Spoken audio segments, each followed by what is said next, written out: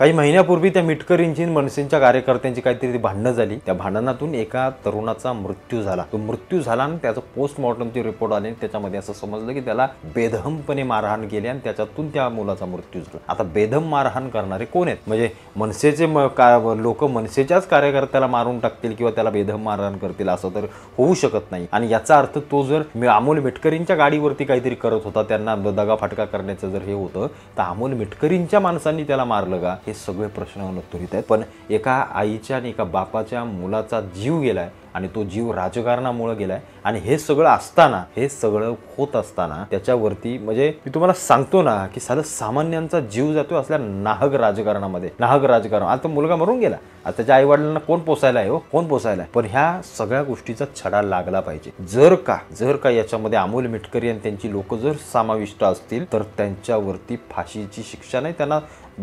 तुरुंगवास केला पाहिजे जागच्या जागी। कारण अशा लोकांना हा डायरेक्ट मर्डर केलेला आहे, अटेम्प्ट टू मर्डर आहे आणि याच्या मुळापर्यंत पोहोचलं पाहिजे। कारण एका गरीबाच्या मुलाचा मृत्यू झालाय, त्याचं घर आज त्याच्या आई वडिलांचीच काय हालापेष्ट आहे आपण नाही सहन करू शकत। याच्यावरती पोलिसांनी तात्काळ कारवाया कराव्या, याचा छडा लावावा आणि या सगळ्या प्रकरणाचा कुठं ना कुठेतरी सोक्षमोक्ष लावून या दोषींना अटक करावी, एवढंच मी तुम्हाला सांगतो।